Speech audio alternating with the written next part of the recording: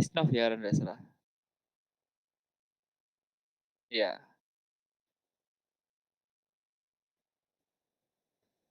Tisical clovey ya. Tisical clovey. Masih ingat kemarin? Tisical clovey.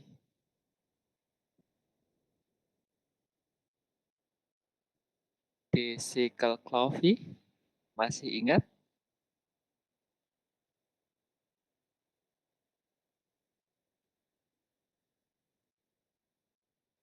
Masih ingat enggak?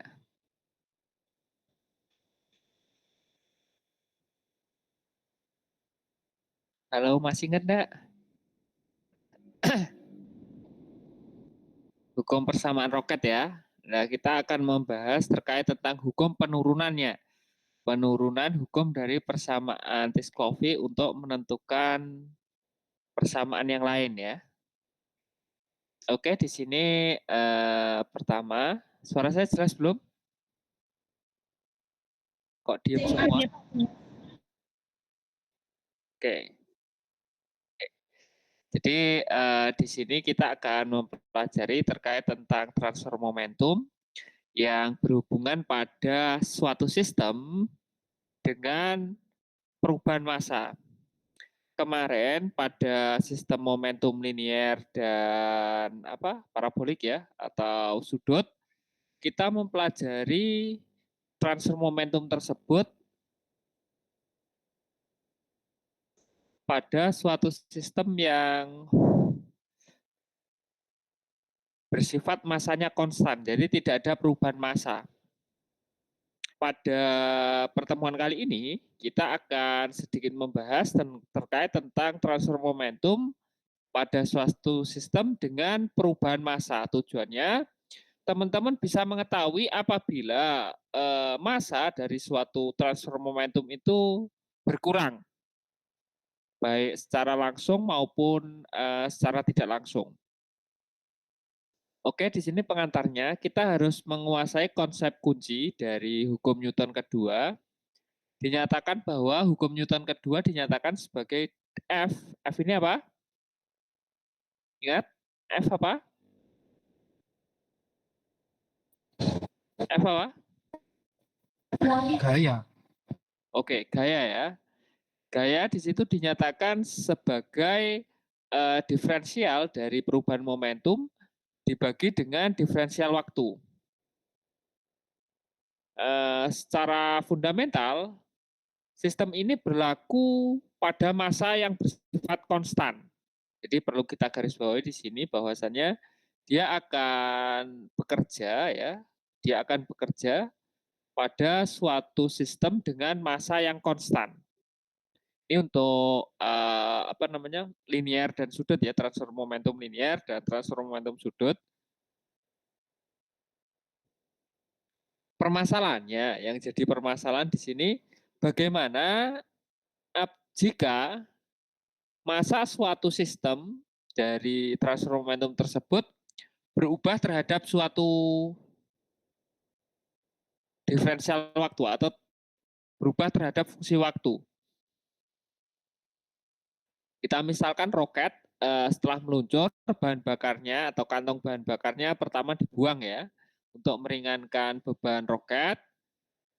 Kemudian belt conveyor ya, belt conveyor di mana setelah membawa beban belt conveyor tersebut kemudian bebannya menghilang ya, bebannya jatuh karena bebannya berpindah, maka secara otomatis massa belt, massa beban bendanya di sini menjadi lebih ringan. Oleh karena itu, dari permasalahan ini kita perlu untuk mempelajari bagaimana suatu fenomena ataupun transfer momentum yang terjadi pada yang menyebabkan perubahan gaya apabila pada transfer momentumnya atau pada diferensial momentumnya di sini dp-nya di situ memiliki perubahan massa. Kita tahu bahwa momentum sendiri itu merupakan suatu fungsi dari massa dan kecepatan. Oleh karena itu, perubahan massa dapat menyebabkan perubahan gaya yang bekerja pada suatu sistem apabila kita mengacu pada hukum Newton kedua. Untuk persamaan umum, untuk suatu sistem dengan massa variabel, ya kita lihat pada sistem terbuka, di mana sistem itu menunjukkan massa utama pada saat T. Jadi bisa kita bayangkan seperti massa kita,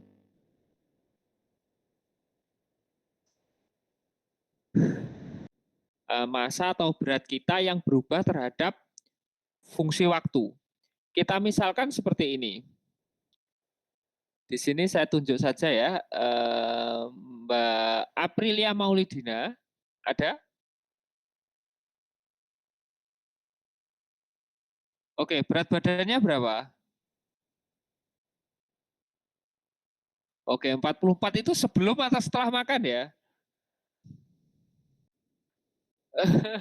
Oke. Jadi itu merupakan berat badan ya, berat badan manusia itu sebenarnya juga merupakan fungsi dari waktu. Di mana waktunya apa yang menjadi parameter? Setelah aktivitas ya, dan setelah mengkonsumsi sesuatu hal, maka massa manusia itu akan berubah terhadap fungsi waktu. Misalkan setelah makan 5 piring nasi ya Mbak Aprilia tadi, setelah makan 5 piring nasi, maka secara otomatis material yang dikonsumsi eh, Mbak Aprilia tadi ya, tadi akan bertambah sejumlah 5 piring nasinya. Tapi setelah aktivitas, misalkan Mbak Aprilia terus lari sejauh 70 kilometer, maka secara otomatis nasi yang 5 kilo tadi akan berkurang ya, akan berkurang dari berat badannya. Oleh karena itu sebenarnya begitu juga berlaku pada suatu transfer momentum atau diferensial momentum (dp), bahwasannya dp sendiri juga merupakan fungsi dari suatu waktu atau perubahan masanya di situ juga dipengaruhi oleh waktu.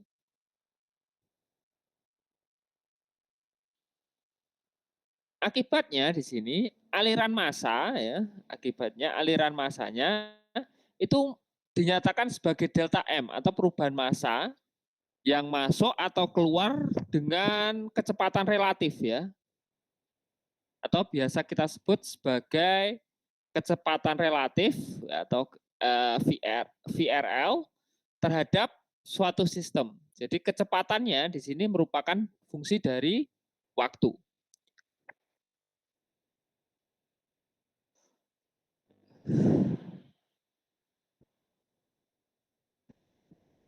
Jika di sini kita menyatakan bahwa fungsi P momentum ya P itu merupakan fungsi T, maka dia merupakan massa dikalikan dengan kecepatan. Ya, dia adalah massa yang dikalikan dengan kecepatan.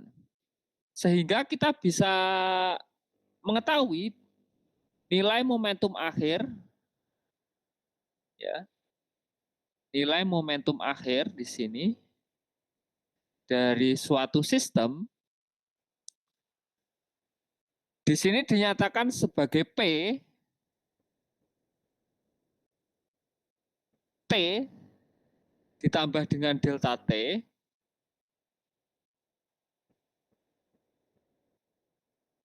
T dan delta T ini apa, Dek? Teman-teman bisa lihat di sini ya. P momentum. Momentum itu adalah T ditambah dengan delta T. Artinya apa delta T dan delta T di sini, Dek?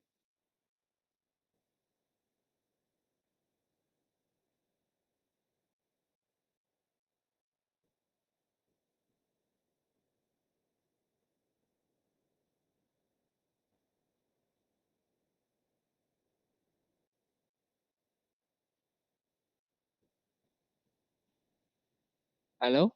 Kok diem semua? Halo, kok diem semua ini kenapa nih?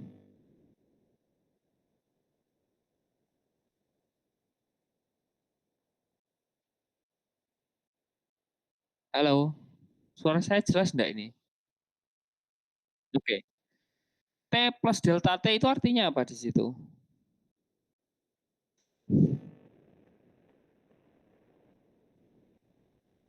Ini kemarin sudah pernah kita pelajari juga ya di mata kuliah apa ya kemarin?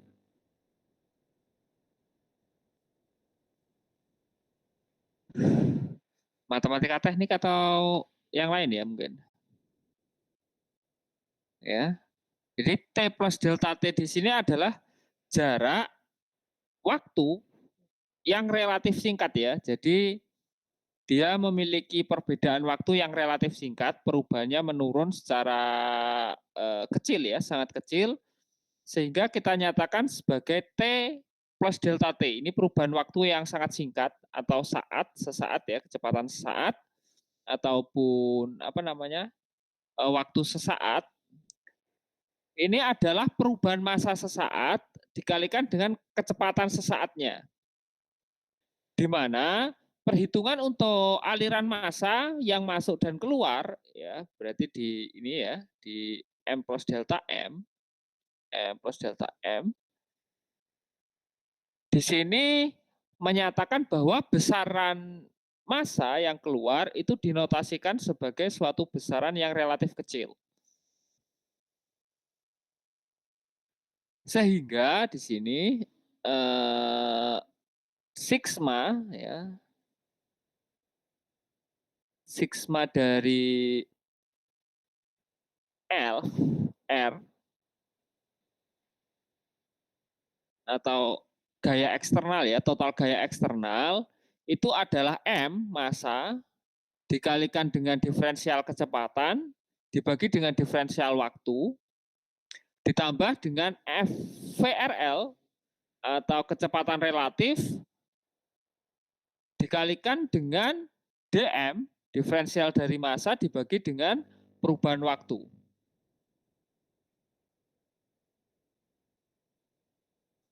Di mana untuk F eksternal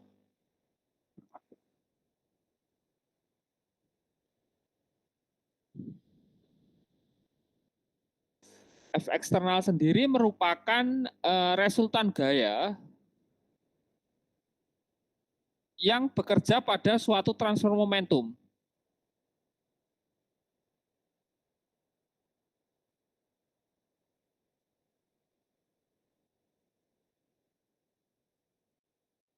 Ya, ini adalah resultan gaya untuk delta F. Kemudian M dV per dt adalah gaya yang menyebabkan perubahan percepatan utama, khususnya perubahan percepatan massa. Sedangkan untuk kecepatan relatif dikalikan dengan dm per dt adalah gaya yang dihasilkan dari transfer massa atau gaya dorong atau torque. Ya, torque.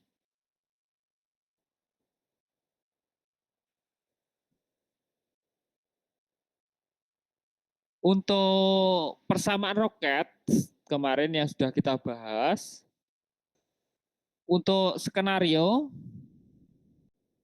ideal roket di sini bergerak di ruang hampa. Artinya tanpa gaya gravitasi atau percepatan gravitasinya adalah nol dan tidak ada gaya gesekan dengan udara. Gas dibuang keluar dengan kecepatan relatif konstan U terhadap massa roket yang dinyatakan sebagai dm per dt. Di situ maka di sini maka untuk nilai dm per dt-nya atau diferensial massa per diferensial waktu di situ kurang dari sama dengan nol, kurang dari nol, maka massa roket akan berkurang setiap perubahan waktunya.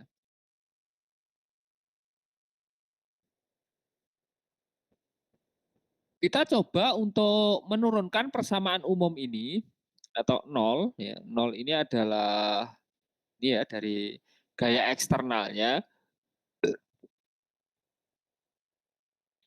Pada gaya eksternal nol ya, M dV per dt plus U dm per dt di mana U adalah kecepatan relatif.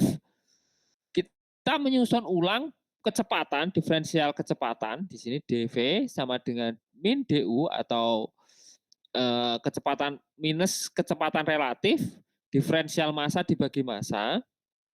Kemudian kita mengintegrasikan dv ini pada kecepatan V0, kecepatan awal, dan masa awal. Dan masa awal ke kondisi F akhir dan M akhir. Ini bisa kita tuliskan menjadi sebuah persamaan matematika yang baru, di mana di sini dv itu akan menjadi sama dengan integral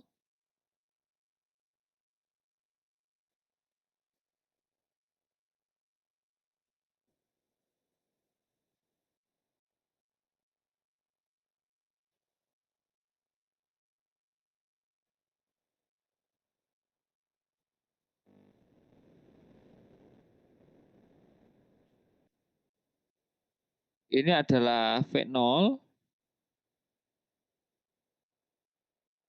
Sorry, ini adalah V ya. Ini V.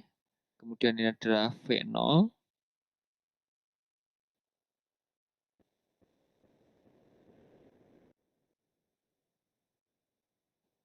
Kemudian ini adalah M0.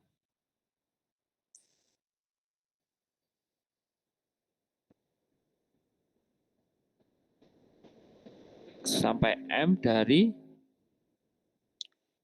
min U dm per M. Jadi integrasi ya, di sini kita bisa integrasikan 2 kali terhadap du dan dm. Berarti ini ini adalah dm, dv dan dm, dv dm ya. Jadi di sini adalah numerikal integrasi dari integral beruntun ya, integral beruntun dari persamaan ini. Persamaan di atas ya. Maka kita selanjutnya di sini bisa menentukan persamaan Tisol-Coffey ya, Tisol-Coffey di sini. Maka delta V atau perubahan kecepatan total atau perubahan kecepatan dari kecepatan awal sampai kecepatan akhir atau V kecepatan akhir dikurangi dengan kecepatan awal itu sama dengan U atau kecepatan relatif plus M0 atau massa dari benda awal dibagi dengan massa benda akhir. Kesimpulan penting yang bisa kita hasilkan dari persamaan ini adalah perubahan kecepatan atau delta V di sini bergantung pada 2 hal. Yang pertama adalah kecepatan buang gas atau kecepatan relatif U. Semakin besar, maka akan semakin baik. Kemudian rasio massa M0 per M. Di sini semakin besar rasio massa awal dan akhir, maka semakin besar perbedaan kecepatannya. Untuk analisis gaya dorong, torque, dan impuls spesifik, di mana satu gaya dorong torque atau T di sini. Halo, suara saya kedengeran ya? Oke, torque dari suku kecepatan relatif dikalikan dengan diferensial massa dibagi dengan diferensial waktu dengan ya dari suku yang kedua yaitu kecepatan relatif sama dengan min U atau arah keluar dari impuls. Maka rumus torque Ini bisa kita tuliskan bahwa rumus George di sini adalah U.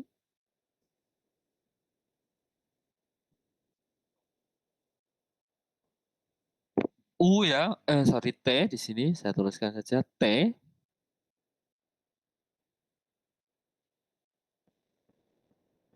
Itu sama dengan EU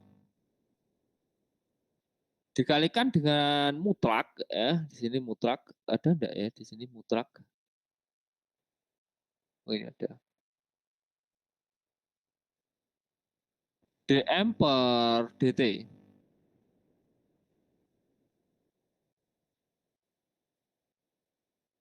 Torch di situ torch itu akan sama dengan kecepatan relatif atau U dikalikan dengan nilai mutlak dari dm per dt. Di mana dm per dt itu merupakan laju aliran massa dari propilen keluar dari suatu roket yang dinyatakan dalam kilogram per sekon. Di mana torque sendiri merupakan gaya reaksi yang mendorong roket akibat aksi gas yang disemburkan oleh roket keluar dari sistem roket tersebut.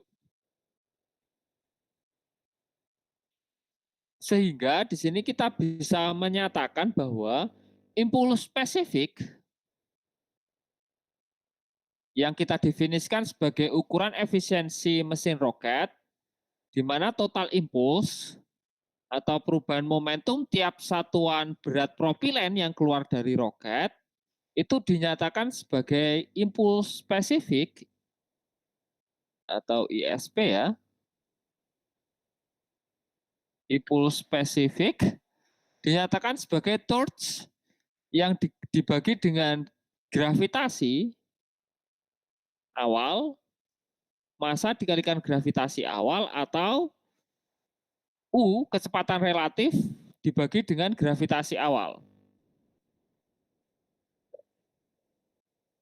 G0 yang digunakan di sini adalah gaya gravitasi pada permukaan bumi. Nilainya sekitar 9,8 meter per sekon kuadrat.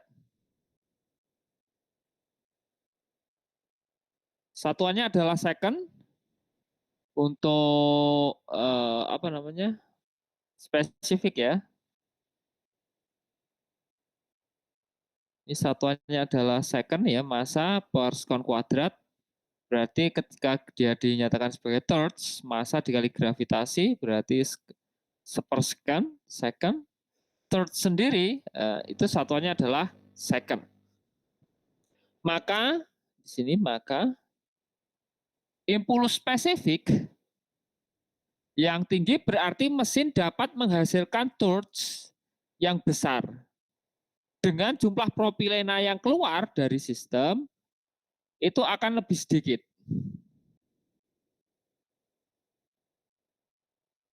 Untuk aplikasi lain ya, kita lihat di sini aplikasi lain pada belt conveyor dan hujan. Kita lihat hujan di sini. Jadi kita sering ini musim hujan ya di Pasuruan. Sering hujan ya, Pak. Oh, ya. Jadi karena sering hujan, nanti kita akan lihat juga bagaimana fenomena transfer momentum pada hujan yang terjadi ya, pada hujan yang terjadi. Untuk pertama, di sini kita akan melihat ke aplikasi dari belt conveyor yang mungkin bekerja di industri atau pernah ke industri. Kemarin waktu ke mana itu? Yakult, ikut dek. Oke, Pak. Itu botolnya yang bukannya yang botol terbang-terbang ya? Botol yang berjajar-jajar berjalan itu, tahu? Oke. Nah, itu menggunakan alat yang kita sebut sebagai belt conveyor. Khususnya belt conveyor ini adalah untuk mengangkut jenis yang tepung ya, bukan jenis botol ya, tapi lebih ke jenis yang berupa tepung ataupun padatan lain. Maka di sini sistemnya ya, sistem yang bekerja ketika belt conveyor di sini belt conveyor bekerja, maka massa dari belt conveyor di sini akan bertambah dengan jumlah massa yang ditambahkan ke belt conveyor tersebut. Analisisnya, material jatuh pada kecepatan relatif di mana nilai untuk Y sama dengan 0. Artinya pada Y sama dengan 0 berarti ke arah atas ya atau ke arah bawah ya. Untuk secara grafikal maka benda yang jatuh tadi tetap memiliki momentum.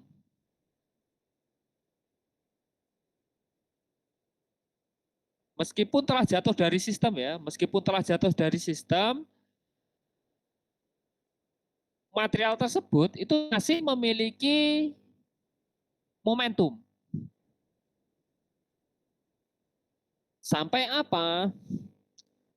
Sampai nanti momentum pada arah horizontalnya itu sama dengan 0. Sehingga belt atau wadah penampungnya dari sistem itu memberikan gaya untuk mempercepat material. Sehingga kecepatan belt itu sangat dipengaruhi oleh beban. Umumnya pada perancangan belt conveyor ya, besarnya tegangan atau besarnya daya yang digunakan untuk memutar mesin belt conveyor itu merupakan fungsi dari massa ya, fungsi dari massa benda yang akan kita gunakan dalam belt conveyor tersebut. Sehingga gaya yang dibutuhkan oleh belt conveyor di sini dinyatakan sebagai F ya, dinyatakan sebagai F di mana besarnya gaya, F ini adalah besarnya gaya yang dibutuhkan oleh belt conveyor, itu akan sama dengan kecepatan belt conveyor dikali dengan dm per dt, diferensial massa per diferensial waktu ya, dari belt conveyor tersebut.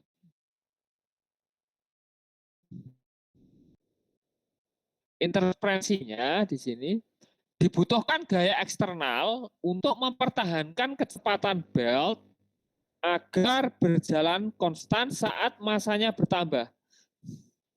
Jadi ketika terjadi penambahan massa untuk menjaga belt, maka di sini kita harus menambahkan suatu mesin penggerak untuk mendorong belt conveyor itu tetap bertahan pada kecepatan yang konstan. Itu adalah aplikasinya ya, aplikasi momentum atau aplikasi dari perubahan massa, diferensial massa terhadap diferensial waktu pada aplikasi apa namanya? Aplikasi belt conveyor.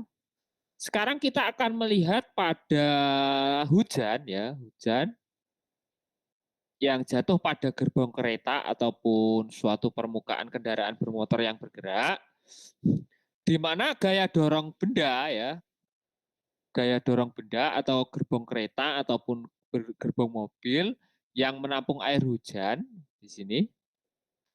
Di sini air hujan jatuh secara vertikal. Itu dengan kecepatan relatif dan kecepatan vertikalnya sama dengan 0 pada momentum horizontal.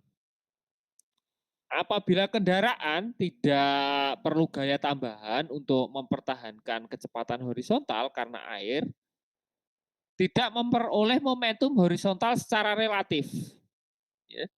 Jadi ketika air hujan, umumnya ketika kita menaik kendaraan bermotor, baik motor maupun mobil maupun kendaraan yang lain, kita sering menerima air hujan ya, walaupun hujannya gerimis ya, walaupun hujannya gerimis, kita merasakan dampak terkena air hujan tersebut menjadi sakit ya di permukaan kulit apabila terkena langsung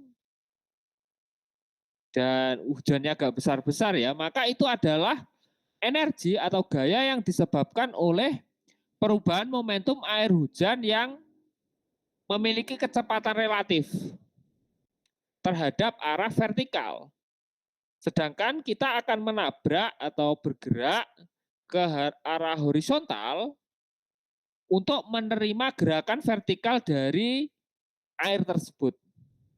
Sehingga sisa energi atau sisa gaya yang bekerja pada air hujan tadi itu akan ditambahkan dengan gaya atau momentum horizontal dari gaya yang bergerak pada sistem kendaraan atau kita yang saat berjalan secara horizontal tersebut. Atau momentum horizontal yang kita terima. Jika tidak ada gesekan, ya kita lihat di sini, jika tidak ada gesekan, kecepatan horizontal kereta tidak berubah meski masanya bertambah. Perubahan hanya terjadi pada energi kinetik total pada sistem yang bergerak vertikal tadi ya, horizontal tadi. Sehingga perlu kita kaji ulang untuk mengetahui apakah suatu energi tersebut itu bisa atau dapat berkembang atau memberikan transfer momentum terhadap gaya yang bekerja di sekitarnya atau energi kinetik dari suatu sistem. Di sini untuk ringkasan dan kesimpulannya adalah persamaan umum gaya atau sigma F itu adalah massa dikali dengan diferensial kecepatan dibagi dengan diferensial waktu ditambah dengan kecepatan relatif dikalikan dengan diferensial massa dibagi dengan diferensial waktu adalah landasan untuk menganalisis sistem massa vertikal untuk persamaan roket di mana kecepatan roket atau total kecepatan roket itu merupakan perubahan kecepatan relatif dikalikan dengan ln dari masa awal dibagi dengan masa akhir adalah fondasi perhitungan untuk propulsi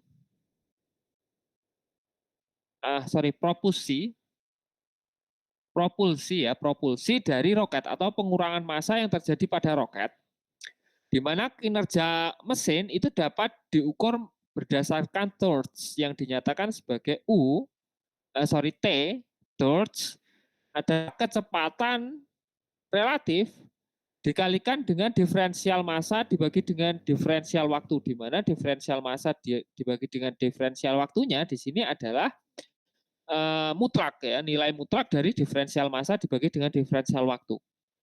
Dan impuls spesifik atau ISP di situ dinyatakan sebagai kecepatan relatif dikalikan dengan kecepatan gravitasi bumi.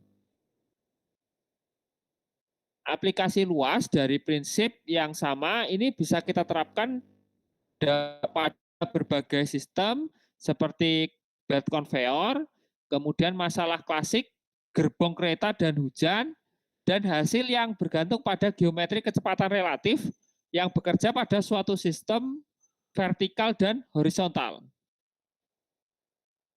Oke, bisa dipahami sampai di sini atau ada pertanyaan terlebih dahulu?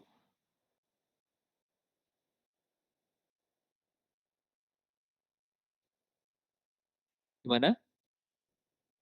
Halo, ada pertanyaan?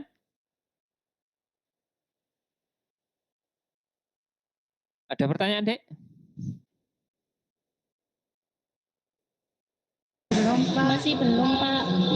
Oke, kalau belum ada, kita langsung ke contoh soal ya di sini. Sebuah roket, kelihatan ya?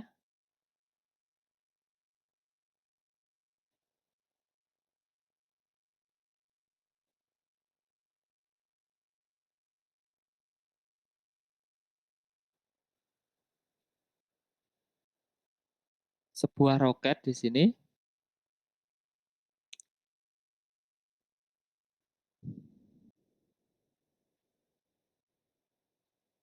Kelihatan enggak ini?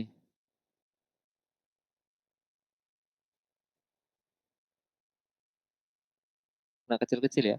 Di sini sebuah roket dua tahap diluncurkan vertikal ke atas dari permukaan bumi. Data untuk roket adalah sebagai berikut, di mana massa roket awal, kemudian massa struktur, kemudian massa strukturnya juga untuk tahap pertama dan tahap kedua.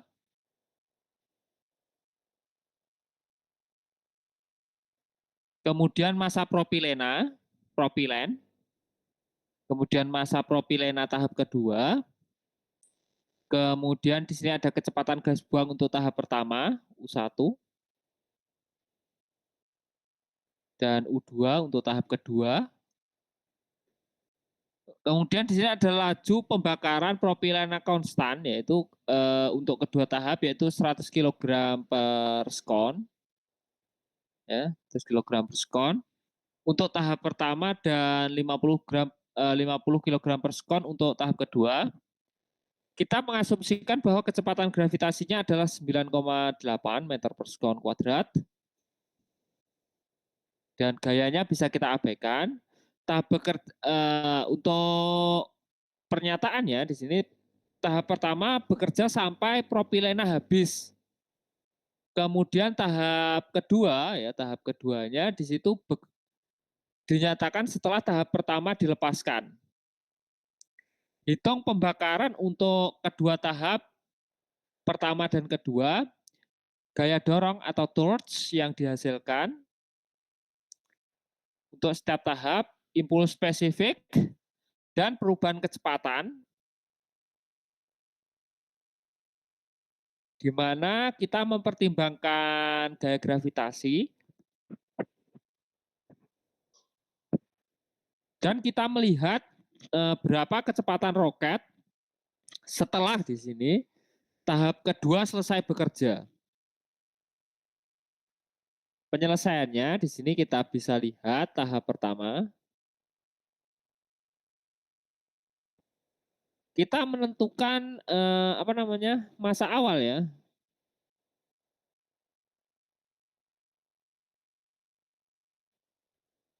Kita di sini jangan dulu ya, ABC saja. Kita di sini menentukan masa awal. Masa awal dari sistem. Berapa masa awalnya tadi? Sudah di screenshot atau belum soalnya, Dek? Bisa di screenshot dulu ya.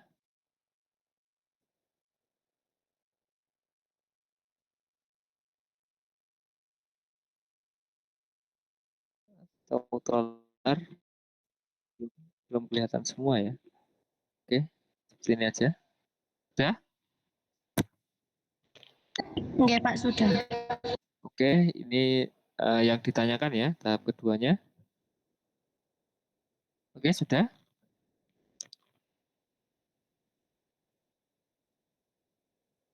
Telepon? Daripada saya naik turun. Oke, jadi kita pertama di sini untuk tahap 1 kita menentukan masa awal total.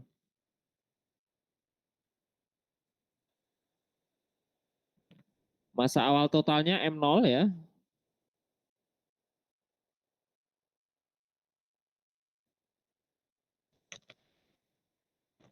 Yang jadi masa awal apa saja di sini?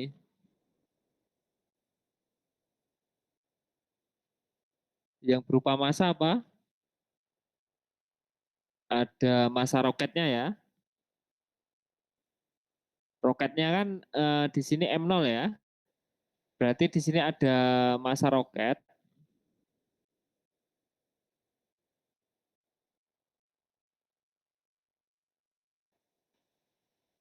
Masa awalnya di sini adalah masa roket.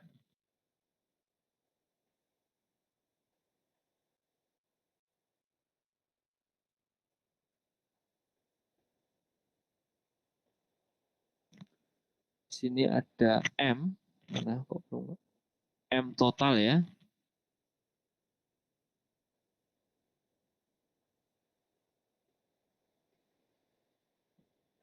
M total ini adalah M roket atau M0 ya. M0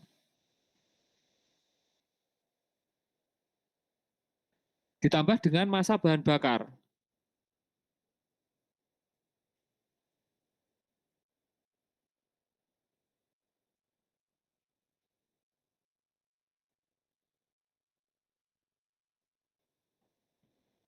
Berapa dapatnya? Masa awal M0-nya berapa? 1000 ya. 1000.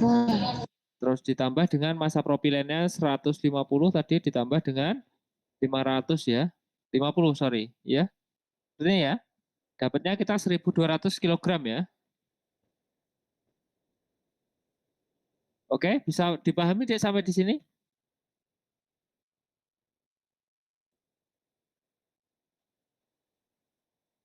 Nggih, Pak, kenapa?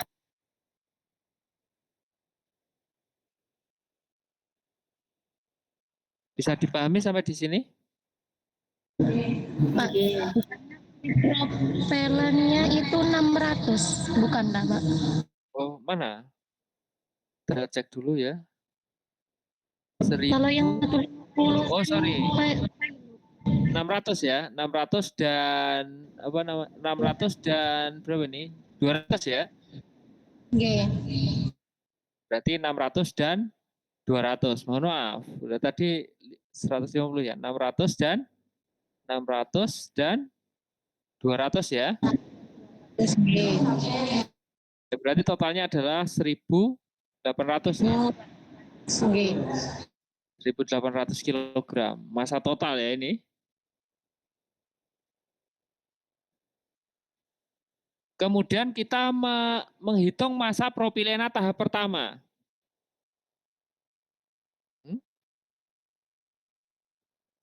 Kita menghitung massa propilena tahap pertama. Massa propilena tahap pertamanya berapa?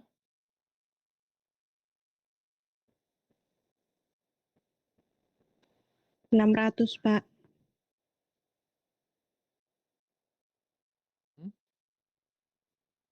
600 per waktu loh ya.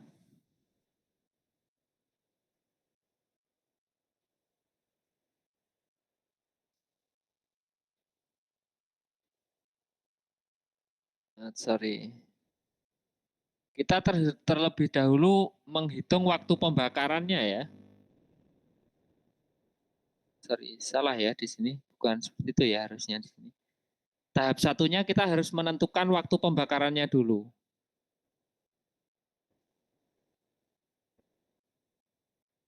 Sebelum masuk ke situ ya. Nanti tahap 1. Waktu pembakaran tahap 1 gimana? Berarti di sini waktu pembakaran tahap 1 ini adalah massa propilena ya, massa propilena dibagi dengan apa masanya ya. Massa per satuan waktunya ya. Jadi di situ kita harusnya bisa untuk menentukan apa namanya? Waktu ya, waktu propilena ya. Waktu propilenanya habis dulu. Jadi di sini untuk T1 mohon maaf ya tadi. Untuk T1 di sini untuk pembakarannya di situ ada DM, diferensial massa dibagi dengan dibagi dengan masanya, pengurangan masanya di sini. Maka di sini kita akan dapatkan tadi masanya propilena tahap 1 berapa? 600 dibagi kecepatan reaksinya berapa?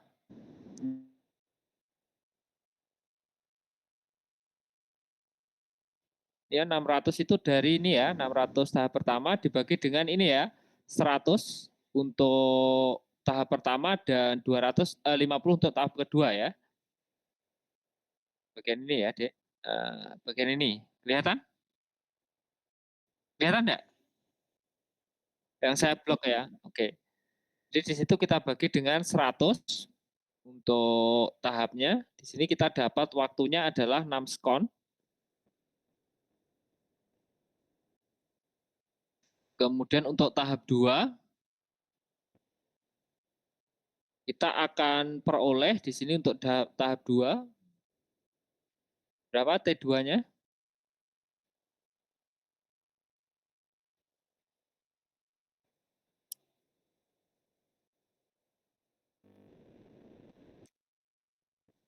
Berarti sama dengan DM per M ya.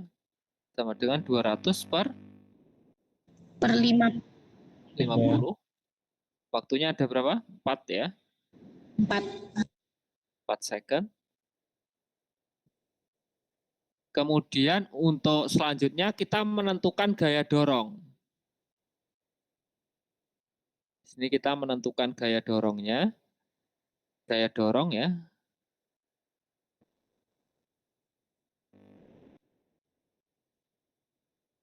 Atau torch ya.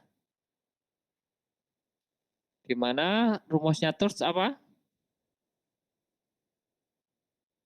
T sama dengan M, T sama dengan U dikalikan dm per dt ya.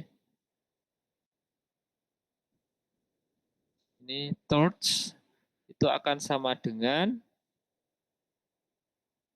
U dikalikan dengan mana tadi? Ini ya. Di sini adalah dm per dt sama dengan untuk tahap pertama U-nya berapa?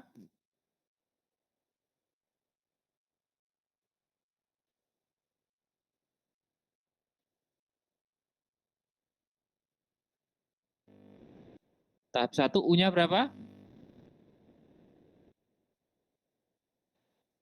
2.500. 2.500. Oh ya, 2.500 ya. U-nya adalah 2.500. DM-nya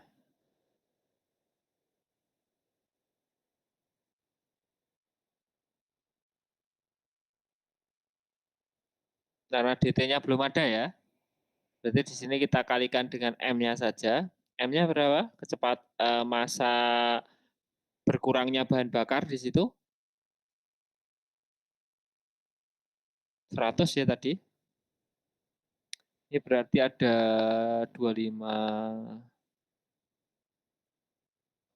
Newton ya. Kemudian di sini untuk tahap 2-nya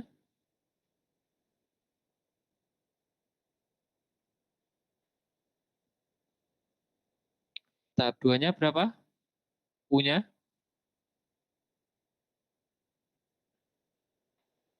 U-nya berapa, Dek? 3.000. 3.000. 3.000 reaksinya tadi ada 50. Jadi 50. Berarti di sini dapatnya berapa? 50 bagi 2, 15 ya. Benar?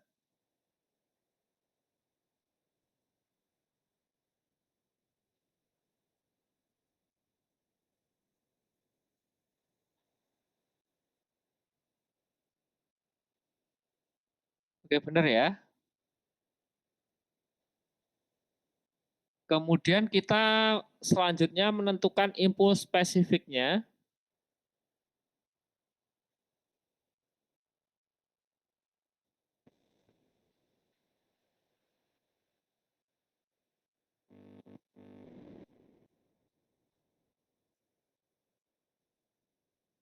Atau impuls spesifik ya di sini.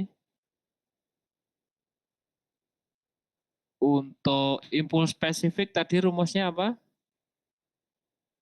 Mana tadi rumus impuls spesifik ya? Terus ini ya. Untuk impuls spesifik, di sini kita bisa tuliskan rumusnya.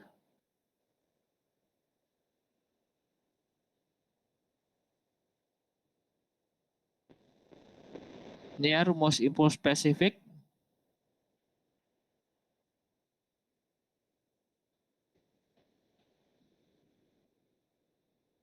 Untuk tahap pertama, ISP-nya berapa?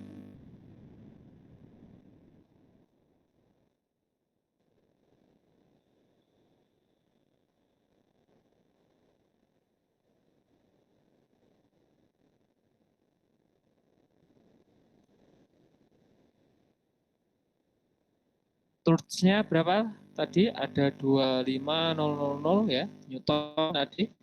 Dari ini ya, nolnya 4. dibagi dengan massa. Massanya kita ambil dari sini 100.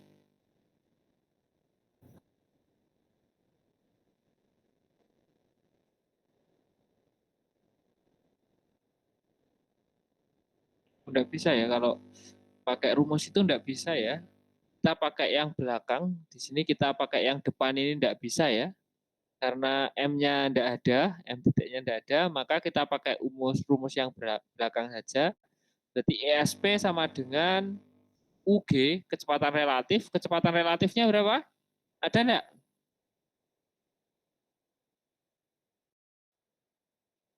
Halo, kecepatan Enggak ada, relatifnya Pak. ada enggak? Hah? Nah, UNA tadi dari atas ini apa ini? The third tadi. Ini apa ini? 2500 tadi apa? U kan? Kecepatan relatif kan? Ada ya kecepatan relatifnya? Iya, enggak sih, Pak. U-nya berarti 2000 berapa? 2500 di sini. Dibagi dengan gravitasinya 9,8. Ini berapa?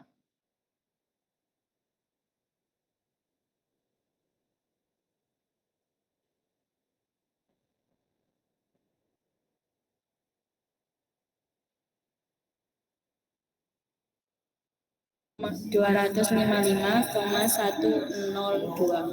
puluh lima koma 102. 102. 102. Kemudian ini ada 3000 ya tadi. 3000 dibagi 9,8 berapa?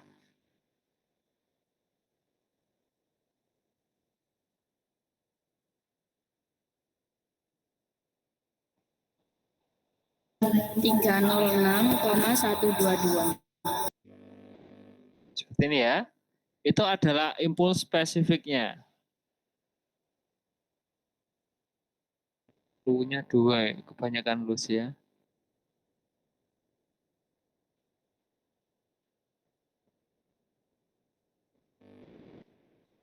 Oke.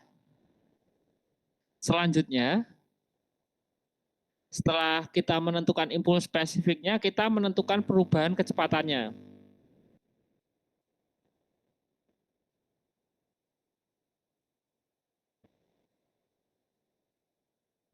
Kita di sini menggunakan persamaan perubahan kecepatan. Mana tadi perubahan kecepatan? Sebenarnya saya tadi sudah nulis di sini ya. Charge, ini impuls. Sorry. Charge impuls. Ulan.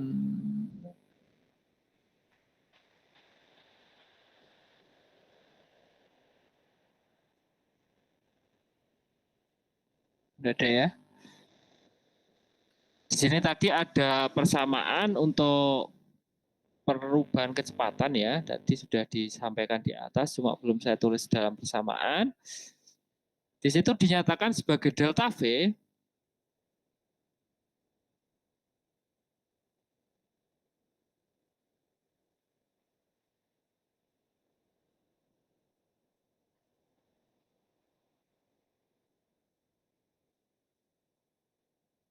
Mana ini deltanya ya?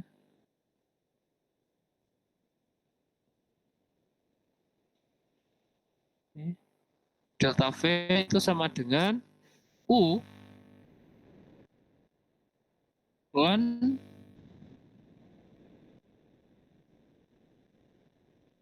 MI dibagi MF.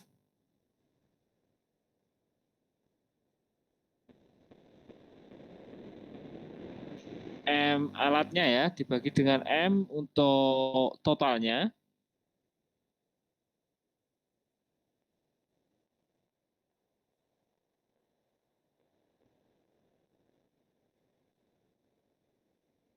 Min G dikalikan dengan T.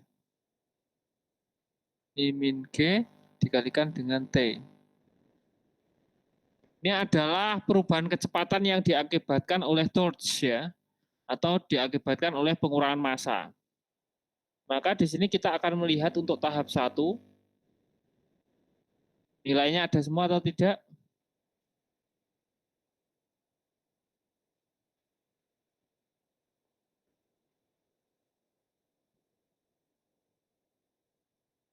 Ada ya di sini?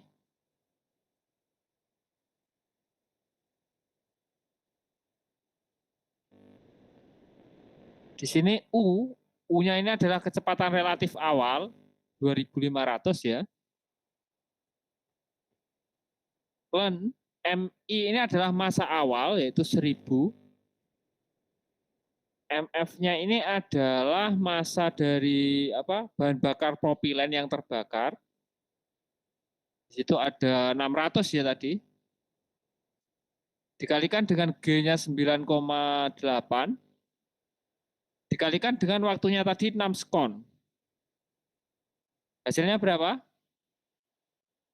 Sebentar, Pak.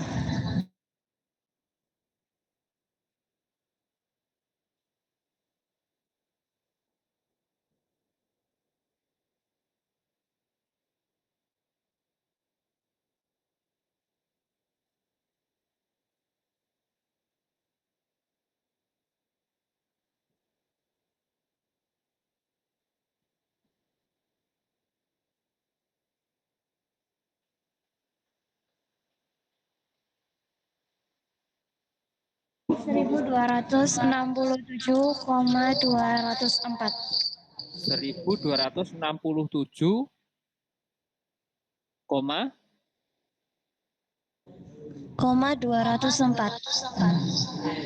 204 sebentar ya. Saya lihat WA dulu. 204. Benar ini? 10/6 berapa? Nah, ini 10/6 ya. 600 ya. Kalian hitung lagi, yang dikurung dikerjakan dulu loh ya.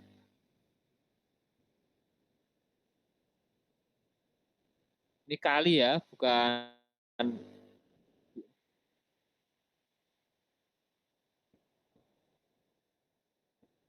Ayo temennya yang lain ngecek. 1218,264. Kok beda-beda ini gimana ini? Nah, saya hitung Tadi juga ya. nggak dikali, Pak. Oh, tadi tidak dikali ya.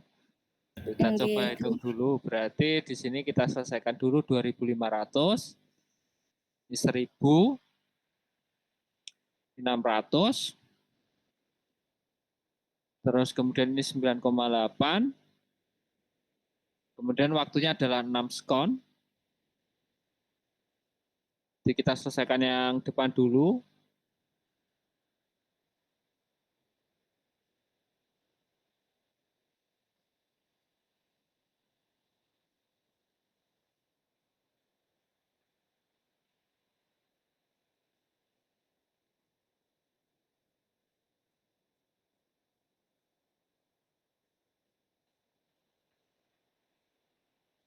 Oke, benar ya. 1218, sekian ya. Oke, Pak. 1218,264 ya. 264. Oke, sekarang kita hitung yang ke tahap kedua.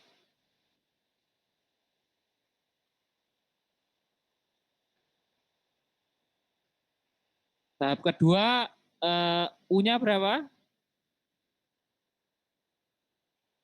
3000 ya. Nah, karena masanya ini sudah berkurang ya, dari 1000 dikurangi 600 kan, tinggal 400, ya kan? Tinggal 400 kan ini? Karena masa propilenanya habis, kemudian masa propilenanya untuk tahap kedua berapa? 200. 200. Banyak kan? Oke, waktunya tadi ada 4 ya di sini. Ya benar 4 ya. Ya 4. 4. Berapa hasilnya? 2040,241. 2000 2040,241. seperti ini ya. Ini satuannya adalah meter per sekon ya.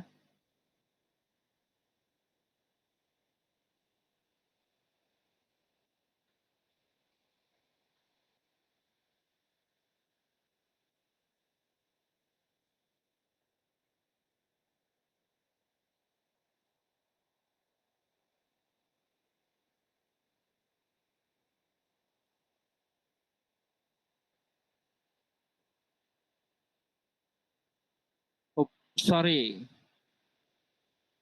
IF-nya ternyata bukan massa propilen ya.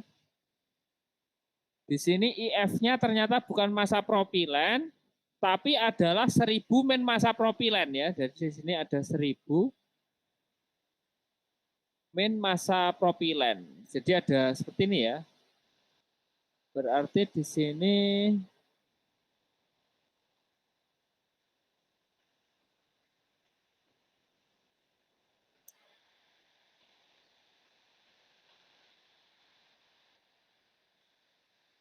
oh ya,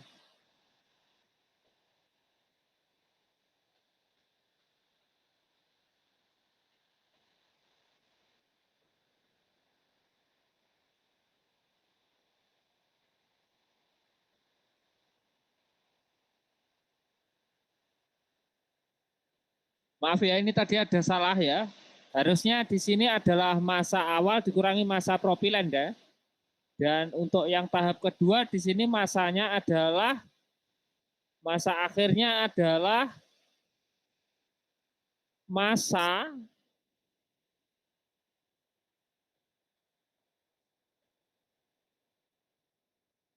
ya massa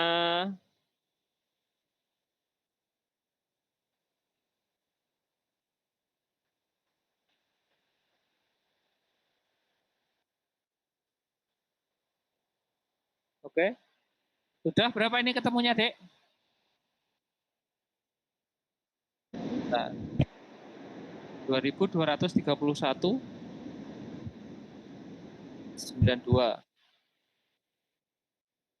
6, 6 itu aja ya, 3 angka ya. Kemudian di sini untuk tahap kedua ya, untuk tahap kedua di situ ada masa yang kedua ya, di sini 150 tadi kalau tidak salah. Mana? Ini ya. Ini Dek. Ini ya. Ininya belum kita masukkan ternyata. Pailannya belum kita masukkan untuk masanya. Masa pailan ya. Untuk masa pailannya di masa pailan kedua di sini untuk tahap pertama. Berarti untuk tahap pertama untuk masanya di sini untuk tahap yang kedua ya. Tahap kedua 400 di sini kita kurang dengan masa pailannya yaitu 1500 sorry 150 ya. Masa pailan pertama.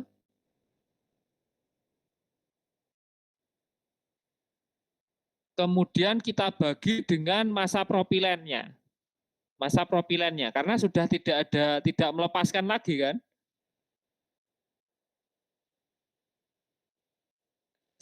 250 ya, sorry 250.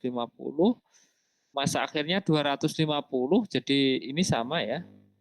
400 min 150 dikurangi dengan bahan bakarnya propilen berapa, Dek? 200 ya? Enggak, Pak. 200 min 200. Min 200. Berapa dapatnya di sini?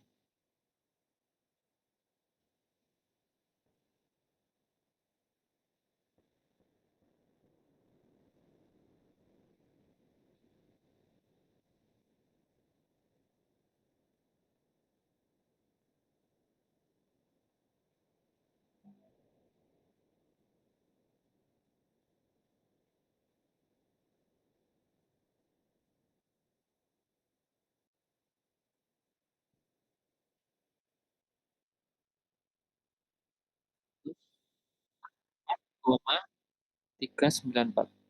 Seperti ini ya.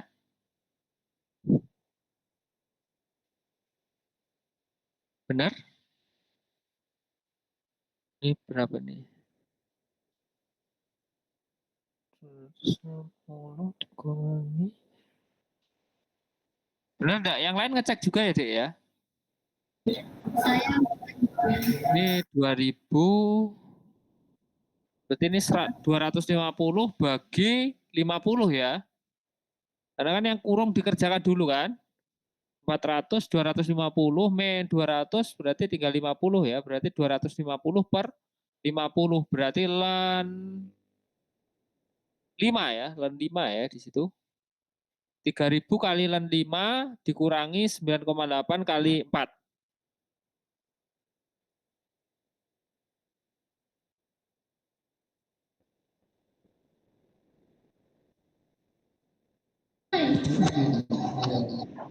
Hasilnya itu 4.789.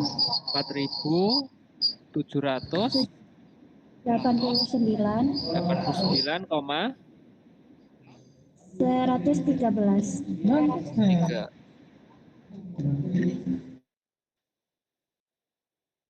Oke, kemudian untuk yang pertama tadi 2000 berapa tadi? Yang pertama 2231 ya. 2231,926. Oke, sudah ya. Sampai di sini jelas, Dek? Oke, Pak. Oke, selanjutnya kita menentukan kecepatan akhirnya di sini.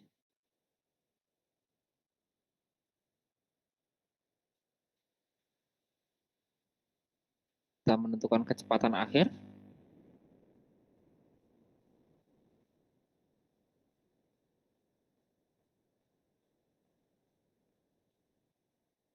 Sini, kecepatan akhir itu dinyatakan sebagai V0. Ini V1 plus, ini adalah V1 ya. V1 untuk kecepatan yang pertama. Ini adalah V1. Ini adalah V, I, sama dengan V, I min 1, V, I min 1 dikalikan ditambah dengan V1 delta, mana delta V1 H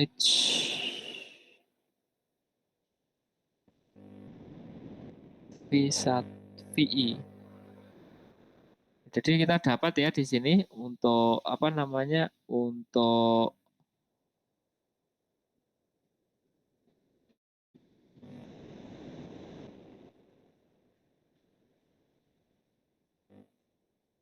kecepatan di sini kita tahu bahwa kecepatan itu kita nyatakan sebagai VI ya, kecepatan pada roket keberapa itu adalah VI min 1 ditambah dengan VI. Oke. Kemudian kita lihat tahap 1.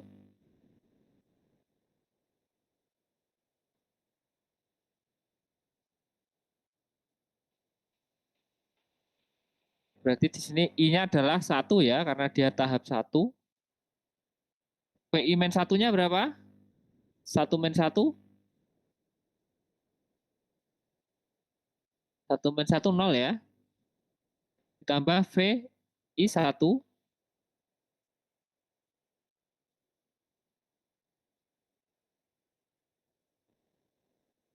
Maka kita dapat sama dengan berapa? V0-nya adalah 0, kecepatan awalnya. Ditambah dengan VI 1-nya berapa? Ini VI 1 ya. 200 sekian ya.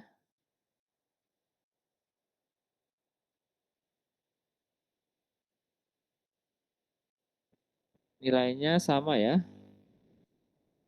meter per sekon. Kemudian untuk tahap 2, ini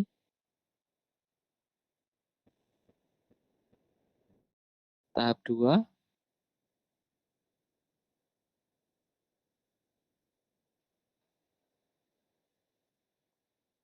P-nya adalah 2, P0-nya adalah V1 tambah delta V2.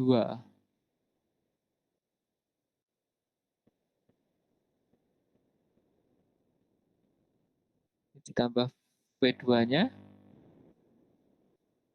adalah 4.700 sekian.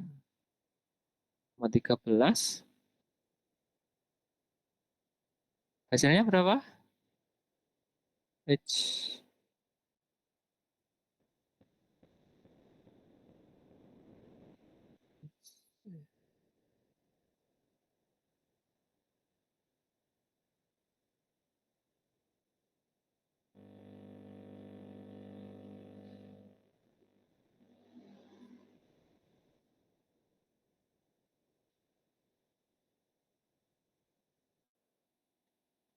Hasilnya berapa, Dek?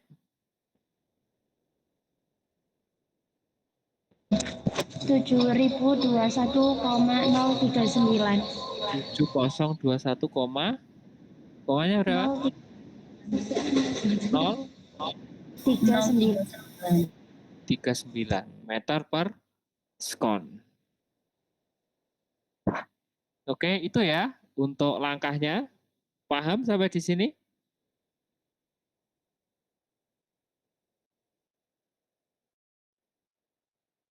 Gimana, paham?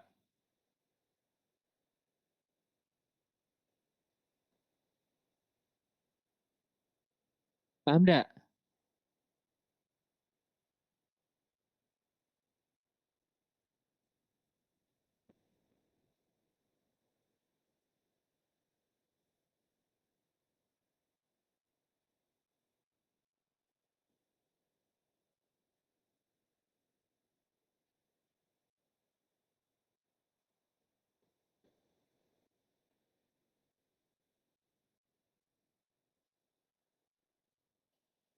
Kita akan buat soal ya biar teman-teman paham.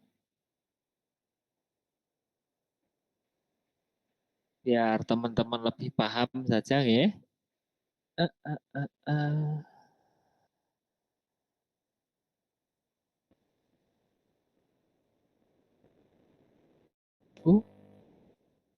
Ini 150 berarti ini 100.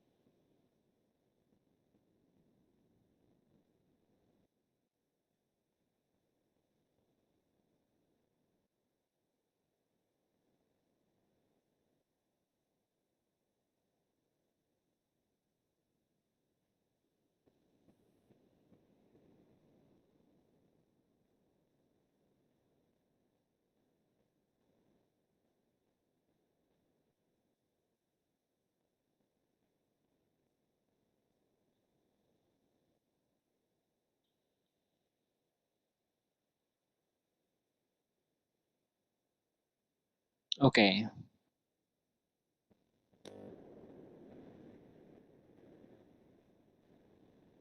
Untuk latihan soalnya ya nanti bisa teman-teman kerja.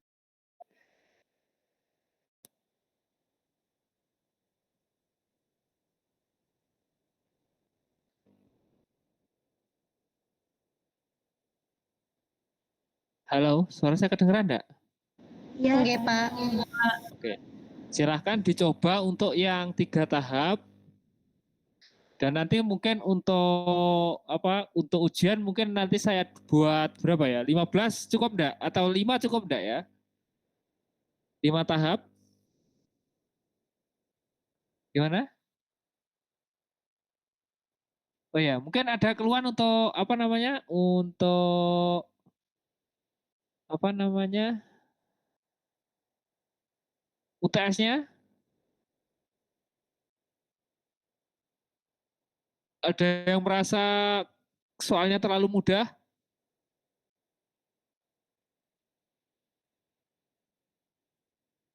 Gimana, Dek? Ada yang merasa soalnya terlalu mudah? UTS momentum? Oh. Kalau yang merasa terlalu sulit? Sepertinya rata-rata. Sepertinya rata-rata, Dek. Soalnya berapa kan kemarin? Satu atau dua kemarin?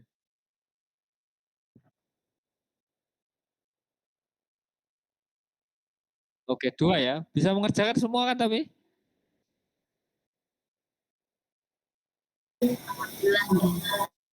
Alhamdulillah. Kira-kira dapat 100 enggak?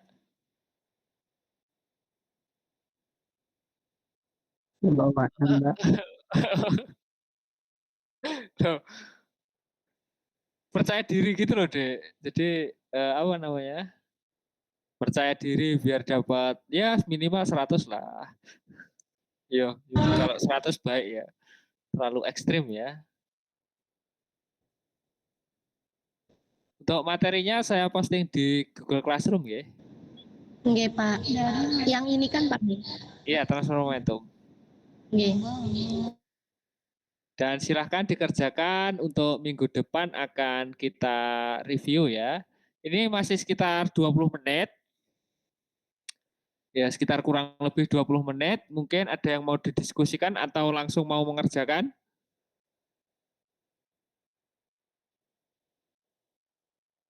Atau sudah bisa langsung mau praktek? Ya langsung mau mengerjakan kalian sambil jalan kayak saya tadi ya enggak apa-apa loh, Dek.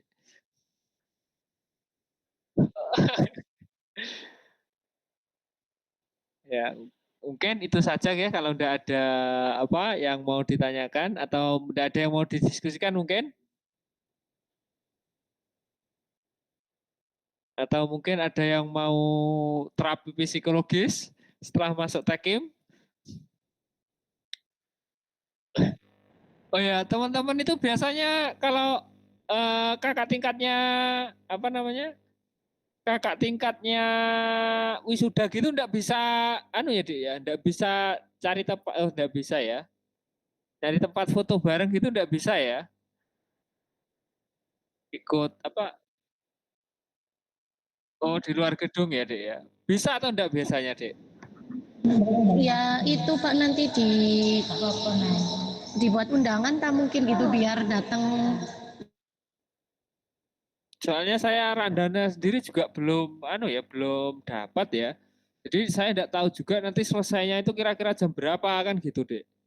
Kalau teman-teman mau datang terus sama kakak tingkatnya dalam arti apa? Dalam arti saya itu pengen kayak teman-teman Tekim itu ya saling mendukung ketika kakak tingkatnya wisuda itu adik tingkatnya ya juga support gitu loh maksud saya. Paham enggak? Ya karena kelihatannya kuliah di teknik kimia itu sudah berat ya kelihatannya. Gimana menurut teman-teman? Gimana, Dek? Boleh aja sih Pak. Tapi ini tergantung ada yang datang apa enggak nantinya teman-teman. Ya intinya kan seperti itu, Dek. Maksud saya kan biar apa? Biar karena saya melihat di univ-univ lain ya, itu kalau ada kakak tingkatnya wisuda gitu bisanya ngasih buket, ngasih anu itu loh, Dek. Apa?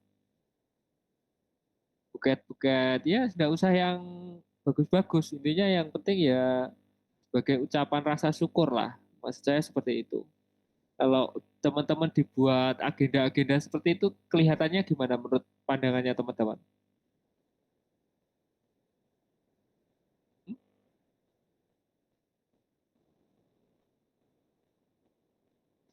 Gimana, Dek? Ya coba nanti teman-teman diskusikan ya. Bagus atau enggak. Kalau memang enggak kurang efektif ya enggak masalah kan gitu.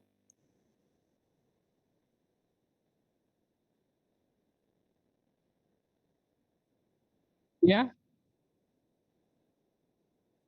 ya Jumat yudisium pagi. Mau kuliah ya? Oke, setelah dulu. Kuliahnya siapa? Saya kan? Jenengan Pak. Daring, Dek.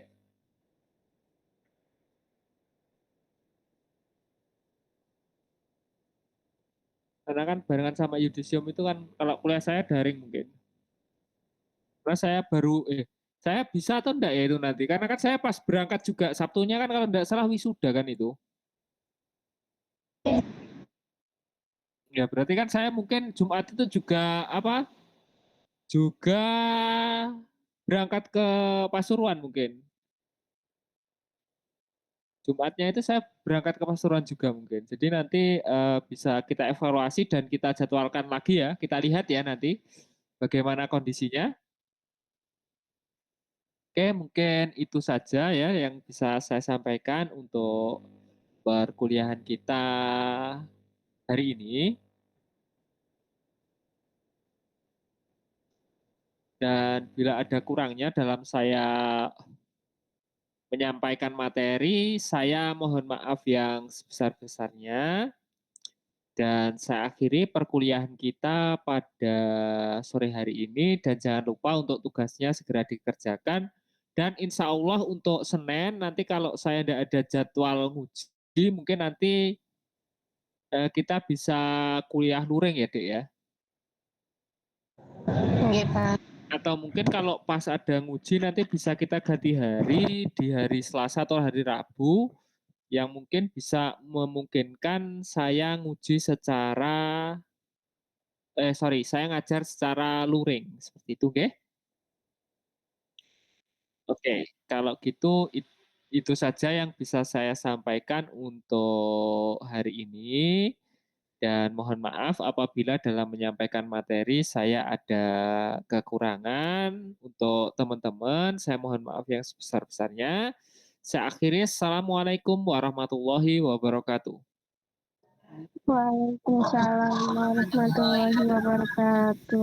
Terima kasih Pak. Ya, saya live dulu ya. Iya Pak.